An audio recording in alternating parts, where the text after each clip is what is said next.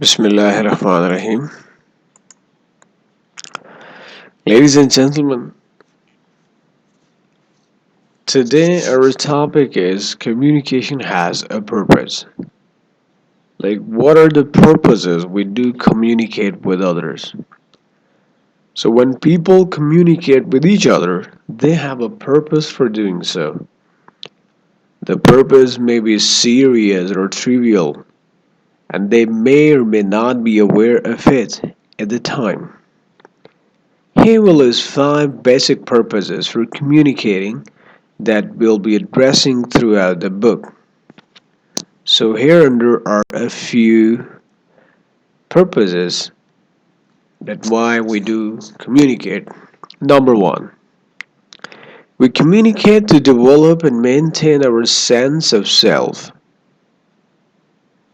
Through the interactions, we learn how we are, what we are good at, and how people react to how we behave. Now, how our sense of self is developed. When we start communicating with the people label us with different names, with different categories. For example, some people say that this person speaks very well, he's so polite, is so educated. Now, how did he learn that the person is educated, a well nurtured person, and a polite one? Because of the communication. He gathered that the person has the knowledge, he has good language or communication skills, and when the people start saying about us that he is rude or he is soft or he is intelligent, so we start knowing ourselves and it maintains our sense of self. So this is said that when you start labeling the little kids before or in preschool age, and you start labeling the children as he's that kind of person, so he would live with that labeling forever because he will try to maintain his or her sense of self. So the communication is very important to maintain our sense of self. Number two, we communicate to meet our social needs. Just as we need food, water, and shelter, so too do we, as social animals, need contact with other people. Two people may converse happily for hours, chatting about inconsequential matters that neither remembers afterward. Still, their communication has functioned to meet the important need simply to talk with another human being. Now, we are dependent. We are social animals. We live in communities. We rely upon others. And we do help each other. And to meet our social needs, we need to communicate with others. If I would need some certain thing from a person, so what I would request him, I will convert or translate my need into the communication message. So, for human beings, it is necessary to have the communication episodes without which the people won't be able to address their issues. Number three, we communicate to develop and maintain relationships. Okay, not only do we get to know others through our communication with them, but more importantly, we develop relationships with them. Relationships that grow and deepen stagnant or stagnant and wither away. For example, when Beth calls Lee to ask whether she would like to join her for lunch to discuss a project they're working on, her purpose actually may be to resolve a misunderstanding they have had because she wants to maintain a positive relationship with Lee. Now, what happens? We do, we remain involved in communication. We do communicate to develop or maintain a relationship. If you start communicating with your loved ones, your closed ones, or relationships, so sooner or later, those relationships will get evaporated. So it's better to have a good you know relationship based on communication. If you don't talk, actually you don't exercise your humanity. So that's why there are different mobile phone companies that are offering to maintain real relationships with the help of mobile phones. But apart from joke, uh, or joke apart, there are no one can deny this fact that communication helps to maintain the relationships. Number four, we communicate to exchange information. Some information we get through observation, some through reading, some through media, and a great deal through direct communication with others, whether face to face via text messaging or online through email and social networking sites such as Facebook and MySpace. Whether we are trying to decide how warmly to dress or whom to vote for in the next election, all of us have countless exchanges that involve sending and receiving information. So it's human instinct whenever they find any information, they start spreading the information or sharing the information with others. So there are different social media platforms like Facebook, WhatsApp, TikTok, Twitter, and Instagram where the people are sharing their information. They're exchanging, they're expressing their positions there because they want to exist. They want to show their existence. So communication is used to exchange the information.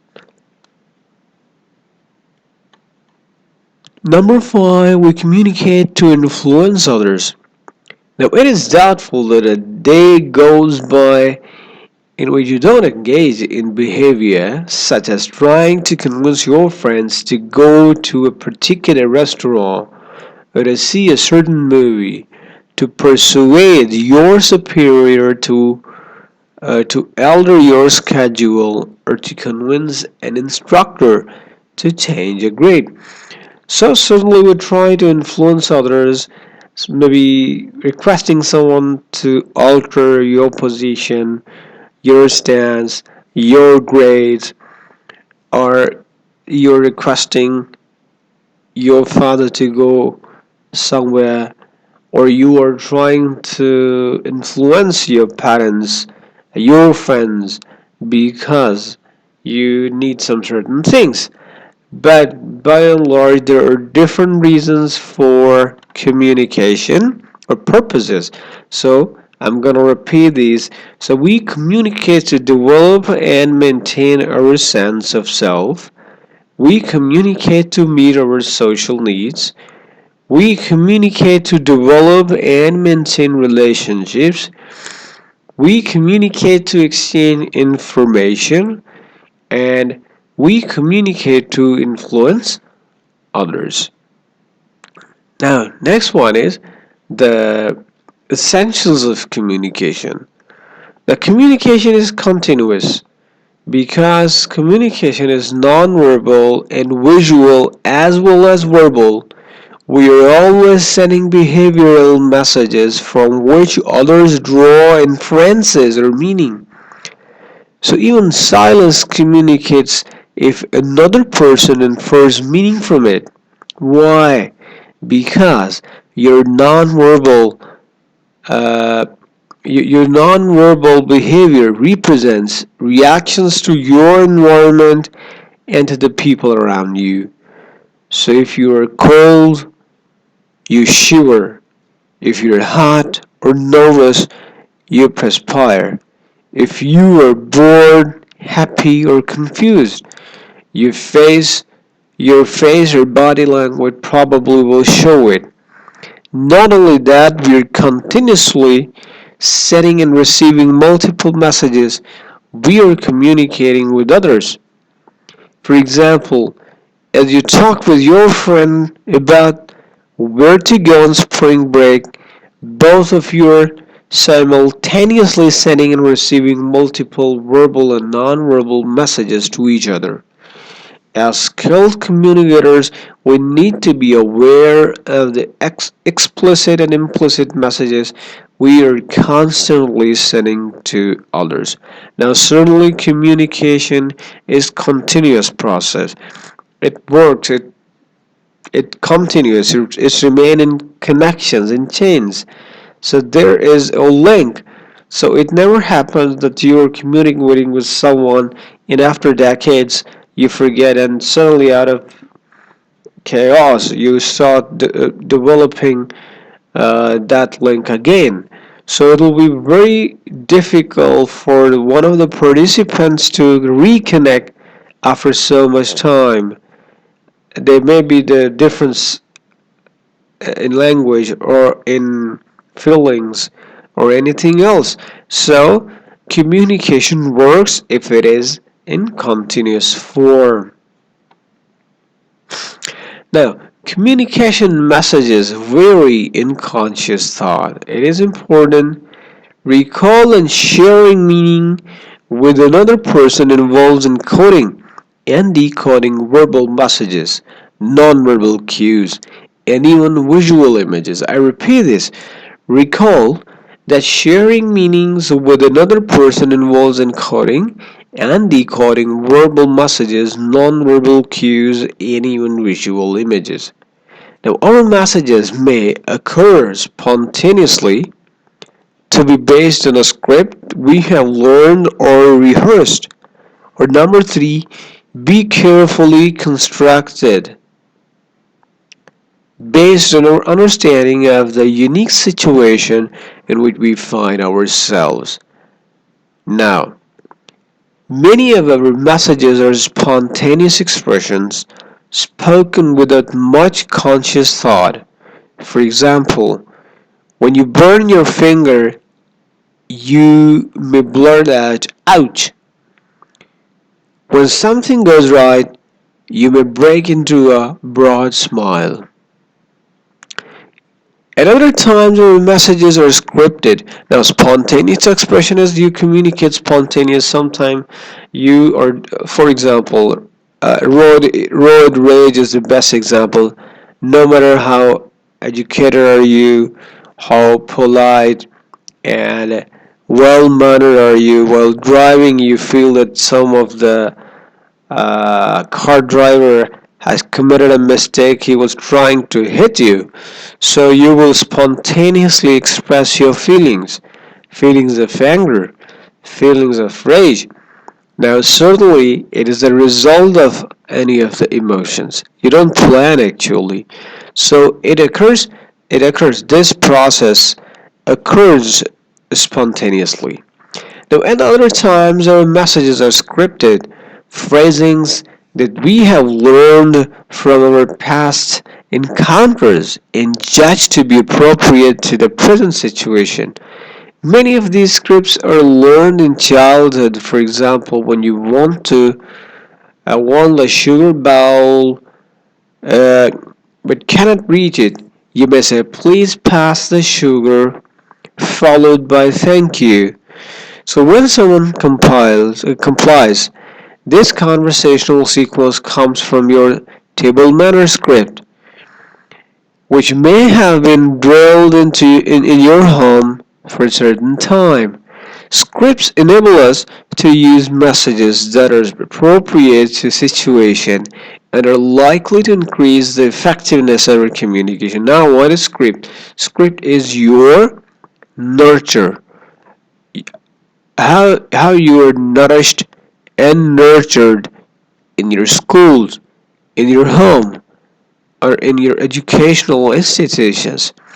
And certainly your parents, they actually develop your psychology, your personality, so they work as the script, the backdrop of your learning process as your patterns.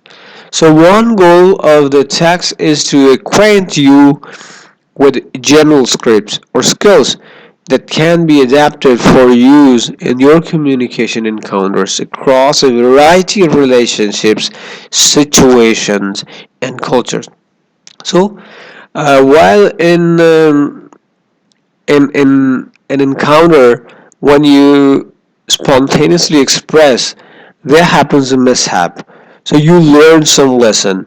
You live with that lesson, and when it happens next time, you don't react in that manner because now you have learned learned a script. So here this time, script is working in your subconscious. Now, finally, our message may be carefully constructed to meet the unique requirements of a particular situation. That is called constructed messages.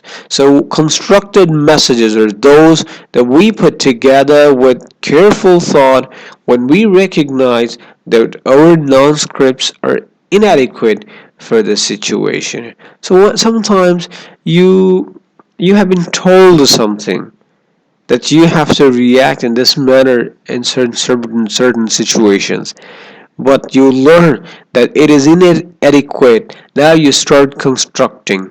Sometimes you behave in a different way, or you respond in a different way because it's the requirement. Now it is you who is developing this constructed message.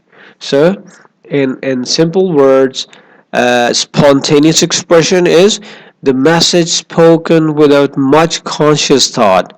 Scripted messages, phrasings learned from past encounters that we judge to be appropriate to the present situation. And constructed messages are messages put together with careful thought when we recognize that our known scripts are inadequate for the situation. Now, communication is relational. In any communication setting, in addition to sharing content meaning, our messages also reflect two important aspects of our relationships: immediacy and control. Now, immediacy is the degree of liking or attractiveness in a relationship. For instance, when passes Josh on campus, he may say, "Josh, good to see you." Now, it's a verbal expression of friendliness. The nonverbal behavior that accompanies the words may show Josh whether Josh is genuinely happy to see him or is only expressing recognition. For instance, if Josh smiles, has a sincere sound to his voice, looks Josh in the eye, and perhaps pats him on the back or shakes hand firmly, then Josh will recognize these signs of friendliness. If, however, Jaws speaks quickly, with no vocal inflections, and with a deadpan facial expression, Josh will probably perceive the comment as impersonal communication offered merely to meet some social expectation. Now, communication is relational.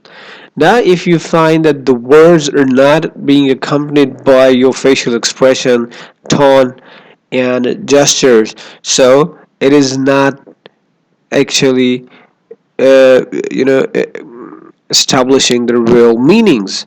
It may be that the person is saying it just for the sake of official requirements, okay, but your face will tell that there is a relationship with in your response and in your feelings.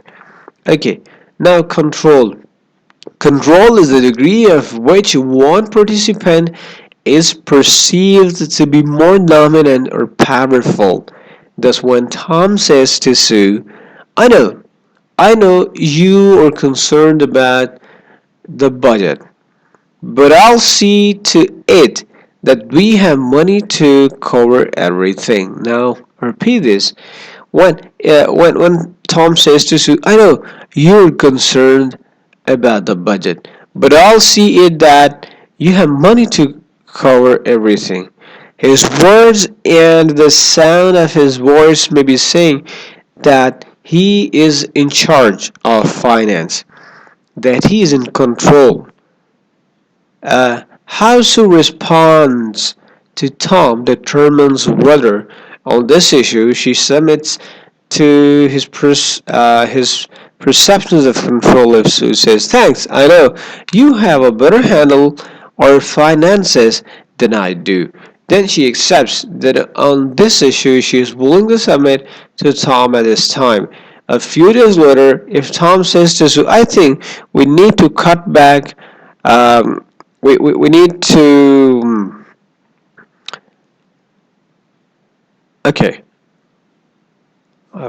a few days later, if Sam says to Sue, I think we need to cut back on credit card expenses for a couple of months, and Sue responds, no way, I need a new suit for work, the car needs new tires, and you promised we could replace the couch, then the nature of relationship will require further discussion. Now it happens when you represent in your communication process as a controlling agent and a controlling authority, so your comments will actually determine your position in the conversation. Sometimes with this you start marginalizing others, so it means that your words are determining the spaces of others as well. So it depends not only the comment, it depends upon not only on the comment on the words of the verbal expression, but also the relationship, the kind of relationship we do have. So sometimes the comment may be considered ironical, sarcastic, so it depends on the relationship. Okay, now this is important. Communication is guided by culture. That's very important. That the culture actually adds spice to your communication. So culture may be defined as systems of knowledge shared by a relatively large group of people. It includes a system of shared beliefs, values, symbols, and behaviors. Now, how messages are formed and interpreted depends on the cultural background of participants. We need to look carefully at ourselves and our communication behaviors as we interact with others whose cultural backgrounds differ from our own, so we don't unintentionally communicate in ways that are culturally inappropriate or insensitive and thereby undermine our relationship. So, in addition to national and ethnic cultures, we also need to be sensitive to the gender, age, class, and sexual orientation of our listeners. Failure to take these differences into account when we interact can also lead us to behave insensitive, insensitively. Now, culture is important, gender is important, age, class, sexual orientation is important because communication is guided by culture. Your communication is finally formed by different agents, and the most important agent is culture. That we think that in a particular culture, these words are taboos, these words are not allowed to communicate, or these words are not appropriate for this profession, these are not appropriate for that specific age. So you may have plenty of vocabulary in your mind, but it is not important, but it's not necessary to use that vocabulary because it is the culture that does not allow you to use that particular language.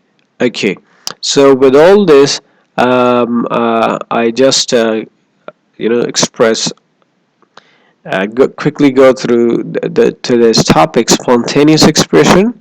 messages spoken without much conscious thought, scripted messages, phrasing learned from past encounters that we judge to be appropriate to the present situation, constructed messages put together with careful thought. When we recognize that our known scripts are inadequate for the situation or immediacy, the degree of liking or attractiveness in a relationship, and control the degree to which one particular participant is perceived to be more dominant or powerful, and finally the culture systems of knowledge shared by a relatively large group of people. You may express yourself spontaneously, extempore, and loudly, but culture won't allow you to do that because it is the norm which is accepted by the large group of people. So, with all that, I do conclude, I sign up. See you next time. Allah Hafiz.